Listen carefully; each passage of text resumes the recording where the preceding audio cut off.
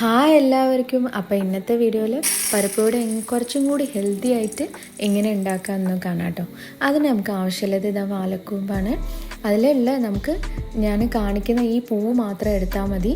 അതിൽ ചെറിയൊരു കറുപ്പ് കളറ് ഇതൊന്ന് മാറ്റിയിട്ട് നമുക്ക് നല്ലോണം ചോപ്പ് ചെയ്ത് മാറ്റി വെക്കാം.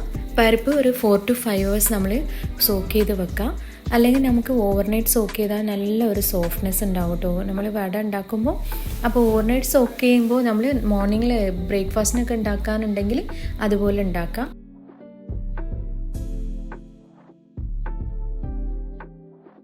ചോപ്പ് ചെയ്തിട്ടുള്ള പൂവ് മിക്സി ജാറിൽ ഇട്ടിട്ട് നല്ലോണം ഒന്ന് ഡിർ ചെയ്തെടുക്കുക. ആദ്യം ഈ പൂവ് ഇട്ടിട്ട് നല്ലോണം നമ്മൾ മിക്സി ജാറിൽ ഗ്രൈൻഡ് ചെയ്ത് വെക്കണം.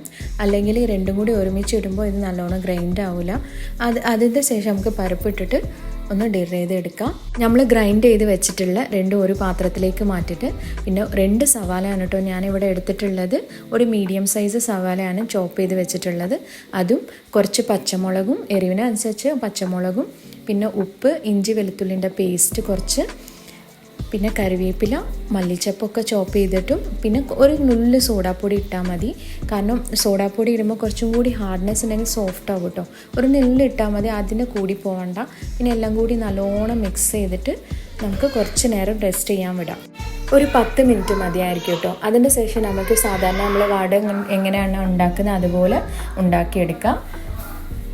നമ്മളിത് ഫ്രൈ ചെയ്യുമ്പോൾ മീഡിയം ഫ്ലെയിമിൽ വെച്ചിട്ട് ഒന്ന് ഫ്രൈ ചെയ്ത് എടുക്കാം കേട്ടോ. അപ്പോൾ അത്രേ ഉള്ളൂ. അപ്പോൾ ഈ ഈസി ആൻഡ് ടേസ്റ്റി റെസിപ്പി എല്ലാവർക്കും ഇഷ്ടപ്പെടാമെന്ന് വിചാരിക്കുക. കുട്ടികളൊക്കെ ഇത് കഴിക്കൂലല്ലോ. നമ്മൾ ഈ ഉപ്പേരിയൊക്കെ ഉണ്ടാക്കി കൊടുക്കുമ്പോൾ ഇതൊന്നും അവർ കഴിപ്പിക്കാൻ ഭയങ്കര ബുദ്ധിമുട്ടായിരിക്കും. അങ്ങനത്തെ കുട്ടികൾക്കൊക്കെ ഇത് വളരെ ഇഷ്ടപ്പെടും കേട്ടോ. ഒന്ന് ഉണ്ടാക്കി നോക്കിയിട്ട് നിങ്ങളെ അഭിപ്രായം ഒന്ന് പറയണം കമൻറ്റിൽ. നിങ്ങൾക്ക് ഈ വീഡിയോ ഇഷ്ടപ്പെട്ടിട്ടുണ്ടെങ്കിൽ ഒന്ന് ലൈക്ക് ആൻഡ് ഷെയർ ചെയ്യുക, സബ്സ്ക്രൈബ് ചെയ്യാൻ മറക്കരുത് കേട്ടോ. താങ്ക്